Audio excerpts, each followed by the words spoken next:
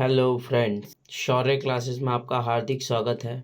मैं रजत राठौर लाया हूँ आपके लिए चैप्टर 2 पार्ट सेकंड, जिसमें हम बहुत ही इम्पोर्टेंट टॉपिक पढ़ेंगे। ये मैं स्टार्ट करता हूँ consumer equilibrium in case of two commodity approach.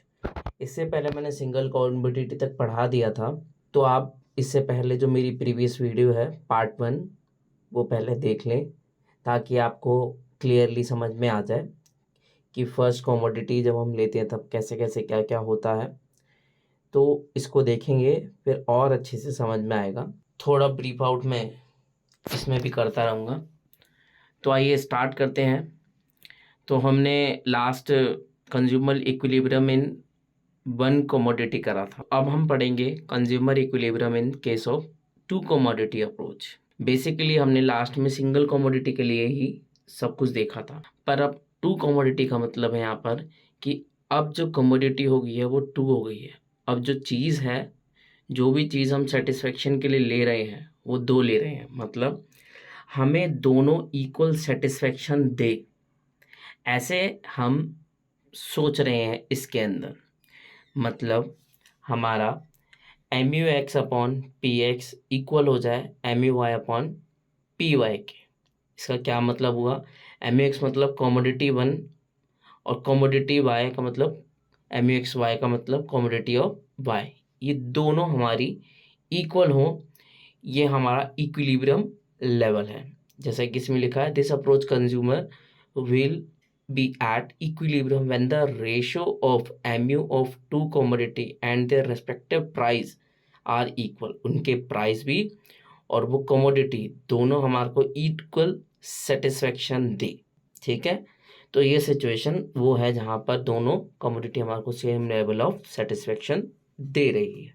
अब इस कमोडिटी के अंदर हो सकता है हमारे को कोई एम यू एक्स जो है ज़्यादा, या फिर कह लो कमोडिटी फर्स्ट जो है कमोडिटी एक्स जो है वो हमारे को ज़्यादा पसंद आ रही हो, तब क्या सिचुएशन होएगी। और एम यू वाई तब ये पसंद आ रही हो, तब क्या सिचुएशन होगी। अगर M U X upon P X मतलब पहली commodity with respect to price दूसरी कमोडिटी के अकॉर्डिंग अगर ज़्यादा हम कंज्यूम करते हैं, या ये कह लो हमारे को पहली कमोडिटी ज़्यादा चीप रेट पे मिल रही है, या फिर चीप पड़ रही है, या हमारे माइंड को भारी है, तो हम उसको ज़्यादा, ऑब्वियसली बात है, जो जो जो कमोडिटी हमारे को ज़्यादा सेटिस्फाई करेगी हम उसको ज़्यादा परचेज़ करेंगे। अब एक पेन आता है 50 का, एक पेन आता है 5 का, तो हम ज़्यादा कौन सा परचेज़ करेंगे? काम तो हमें लिखने का ही करना है ना, तो हम कौन सा चूज़ करेंगे? 5 रुपये वाला। तो वही चीज़ यहाँ कह रहा है ये। The consumer is not at equilibrium as consumer is getting more. हाँ, पर एक सिचुएशन इसमें ये है, अब देखो एम यू एक्स ज़्यादा कंज्यूम कर रहे हैं as compare to M U Y with respect to price. तो ये सिचुएशन के अंदर हम इक्विलिब्रियम पे नहीं है, मतलब हमारे को दोनों इक्वल लेवल ऑफ सेटिस्फेक्शन नहीं दे रही है। तो इसका मतलब क्या हुआ, हमें एम यू एक्स हम ज़्यादा कंज्यूम कर रहे हैं। तो मैं आपको शॉर्टकट वे में ही बताता हूँ, फिर उसके बाद इसमें मैं पढ़ के बताऊँगा आपको कि जो ये एम यू एक्स है हम इसको कब तक लेंगे, जब तक कि हम एक टाइम के बाद हम सेटिस्फेक्शन लेवल हमारा डाउन तो होगा, है ना। जब हम एम यू एक्स यूज़ कर रहे हैं इसका मतलब हम कंज्यूम ज़्यादा कर रहे हैं। पहले हम ज़्यादा करते हैं, फिर जब चीज़ ज़्यादा हो जाती है तो हम उसको क्या करते हैं, हमारा सेटिस्फेक्शन लेवल डाउन हो जाता है। और ये कब तक जाता है, जब तक कि एम यू एक्स इक्वल ना हो जाए एम यू वाई के। वही चीज़ ये इसमें कह रहा है। The consumer is not at equilibrium as consumer is getting more M U in case of good X as compare to good Y, है ना। तो एक्स वो ज़्यादा ले रहा है वाई के। He will buy more of X and less of Y, है ना, एक्स ज़्यादा ले रहा है वाई के। तो this will lead to fall in M U X. तो इससे क्या होगा, एम यू एक्स एक बार में आके फॉल हो जाएगा, ठीक है ना। Rise in M U Y, और एम यू वाई में राइज आएगा। क्यों? क्योंकि जब वो ज़्यादा हो जाएगा तो वो ओबियसली बात है, ज़्यादा चीज़ बोरी तो करती है। अब कोई भी चीज़ हो एक्स वाई जेड, मान लो आपको फर्स्ट टाइम जब कार आती है तो हमारे को कितनी बढ़िया लगती है ना। वही एक जो फर्स्ट डे में हमारे एक्सपेक्टेशन या हमारी एक एम्बिशन होती है, वो नेक्स्ट डे के अंदर बिल्कुल ही कम हो जाती है ना। तो ये वही चीज़ है सेम, जो चीज़ हमारे को ज़्यादा मिल जाती है हमारे को वो कम पसंद आने लगती है। तो this will lead to fall in M U X and rise in M U Y because of law of D M U. तो ये क्यों हुआ है, मतलब ये जो है एक इक्विलिब्रियम लेवल पे अपने आप ये पहुंच जाएगी। क्यों? क्योंकि हमारे पास एक केस है D M U, diminishing marginal utility. क्योंकि हम जिसको जिसको जितना ज़्यादा यूज़ करते हैं वो उतना ज़्यादा कम भी होता है, और तब तक कम होता है जब तक कि इक्विलिब्रियम पे ना आ जाए, है ना। तो ये सिचुएशन होगी हमारी M U X upon P X, M U Y upon P Y, जब तक ये दोनों इक्वल ना आ जाए। सेकेंड केस में कह रहा है कि जब एम यू वाई ज़्यादा होगा X compare to M U X के, तब भी लोग एम यू वाई को ज़्यादा परचेज करेंगे, ज़्यादा कंज्यूम करेंगे। और जब ज़्यादा कंज्यूम करेंगे तो एक टाइम आएगा कि ये भी क्या करेंगे, कम परचेज करने लगेंगे और एम यू एक्स बढ़ा देंगे। तो जिससे ये सिचुएशन बन जाएगी कि जो ये एम यू एक्स और एम यू वाई है दोनों इक्वल हो जाएंगे with respect to price and, और उसके बाद क्या होगा, ये क्यों होगा ऐसा, क्योंकि ये डीएमयू का रूल कहता है, डीएमयू डिमिनिशिंग मार्जिनल यूटिलिटी कहती है कि जैसे जैसे सेटिस्फेक्शन लेवल हमारा बढ़ता जाता है, कंज्यूम हम ज़्यादा करते जाते हैं, तो हमारा सेटिस्फेक्शन लेवल भी एक टाइम के बाद आके कम हो जाता है, और कम होने के बाद वो इक्विलिब्रियम लेवल पर आ जाता है, तब तक गिरता रहता है जब तक कि वो इक्विलिब्रियम लेवल पे ना आ जाए। तो वो पढ़ते हैं, the consumer is not at equilibrium, the consumer is getting more MU in case of good Y as compare to good X, है ना। कंज्यूमर क्या करेगा, MU getting more MU, Y ज़्यादा लेगा और एक्स कम लेगा, है ना। तो he will buy more of Y and less of X, which फिर धीरे धीरे करके क्या आएगा, वाई को ज़्यादा परचेज करने के बाद fall in M U Y and rise in M U X. क्यों? Because of law of D M U.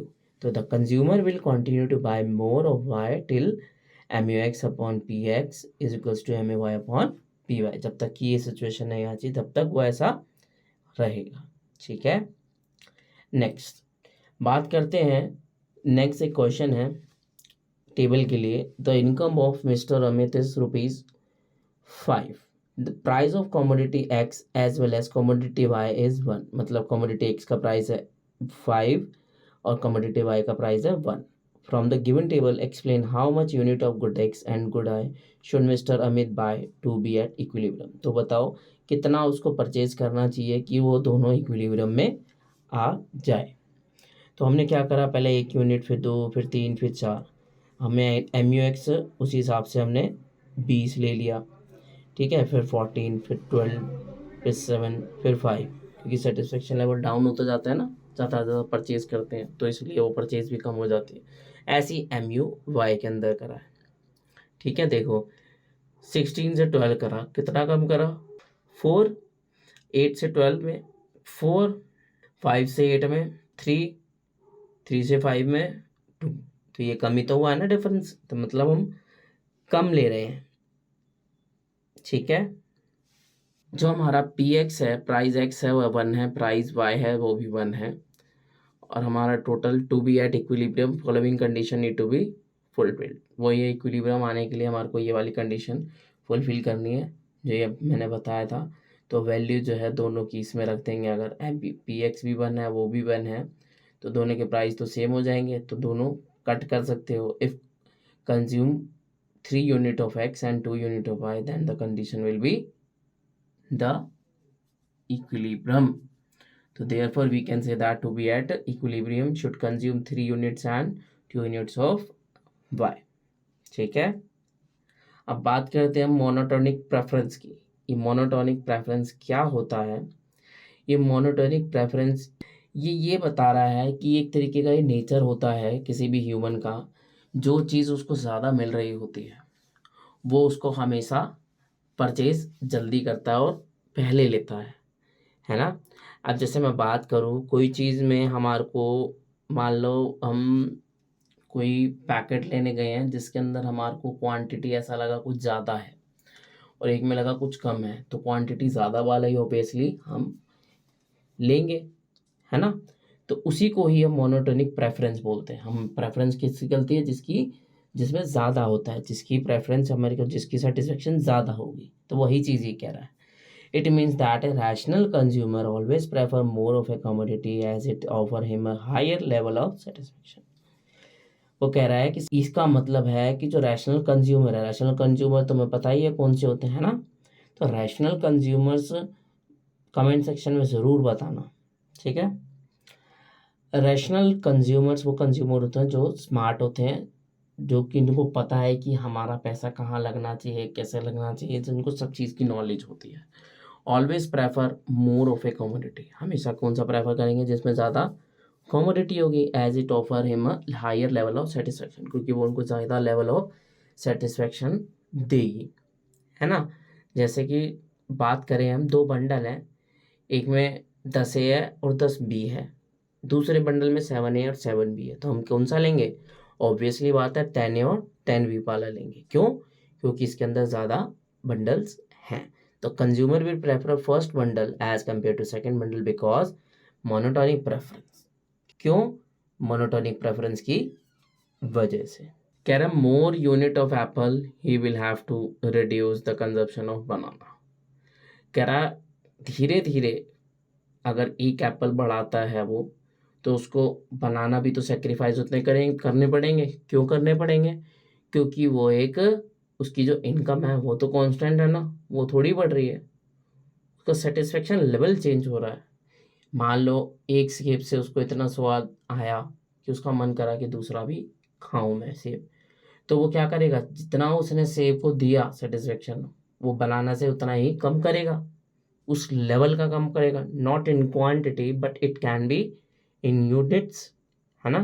तो more unit of apple he will have to reduce the consumption of banana, मतलब वो ज़्यादा ज़्यादा जो है Apple की unit को रिड्यूस कर सकता है बनाना को कंज्यूम करने के। क्यों? क्योंकि उसको उस टाइम बनाना खाना है ना। तो चलें अब बात करते हैं हम इम्पॉर्टेंट टॉपिक की, ये है इंडिफरेंस कर्व। तो ये इंडिफरेंस कर्व बेसिकली क्या होता है, ये एक तरीके की ग्राफ पर रिप्रेजेंटेशन होती है, ठीक है, अलग अलग कॉम्बिनेशंस की।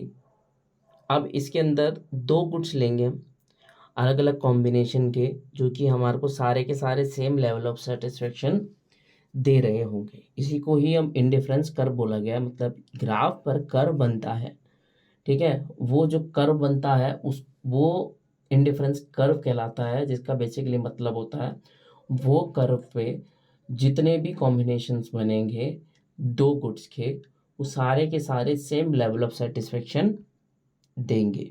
तो indifference curve refers to a graphical representation of various alternative combinations of bundles of 2 goods among which the consumer is indifferent, ठीक है। जो मैंने बात बोली वही इसमें मेंशन है। तो आइए हम एक बार ग्राफ प्लॉट करने के लिए एक बार टेबल देखते हैं। कॉम्बिनेशंस है PQRST। अगर हमने P के लिए एप्पल 1 लिया है तो बनाना 15 है।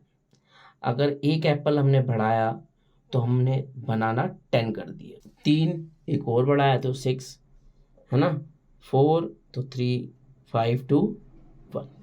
तो ये बनाना कम होती चला गया, क्योंकि एक टाइम के बाद तो सेटिस्फेक्शन लेवल डाउन हो जाता है, बताया ना अभी DMU से। तो हमारा MRS क्या आएगा? MRS मतलब change in sacrifice upon change in gain. तो ये क्या आ जाएगा, पहले 15 था, फिर उसके बाद 10 हुआ, 10 से फिर 6 हुआ, 6 से 3 हुआ, 3 से कितना सेक्रीफाइस किया, पहले 5 किया, फिर 4 किया, फिर 3 किया, फिर 2 किया, ये भी कम होता गया MRS, है ना। तो यही चीज़ वो कह रहा है इंडिफरेंस का। अब इसी को ही हम प्लॉट करेंगे, तो ग्राफ पर कुछ इस टाइप से पॉइंट प्लॉट करते हैं, तो PQRST ये बनते हैं, जो कि एक कर्व शो हो रहा है, इसी को हम इंडिफरेंस कर्व बोलते हैं। जो कि हमने जैसे 1A है, ये रहा 1, और ये रहा 15B, ऊपर ये 15B है, बनाना भी लिखा है, ठीक है ना, ऐसे करके प्लॉट करा। तो ये जो PQRST है, ये वो कर्व है जहाँ पर, ये वो पॉइंट्स हैं जहाँ पर इनको दोनों उससे इक्वल सेटिस्फेक्शन मिल रही है, ठीक है। और जैसे जैसे ऊपर जाते जाएंगे इनको लेवल ऑफ सेटिस्फेक्शन बढ़ता जाएगा, जैसे कम जाते जाएंगे तो उनको लेवल ऑफ सेटिस्फेक्शन कम होता जाएगा, है ना। अब प्रॉपर्टीज़ जो हैं हम इसको नेक्स्ट वीडियो में प्रोसीड करेंगे, ठीक है। तब तक मेरे चैनल को सब्सक्राइब करें, शेयर करें और लाइक करें, और हाँ अपने फ्रेंड्स को बोलना ना भूलें, ठीक है। नेक्स्ट वीडियो मैं जल्दी लेके आऊँगा इसके लिए।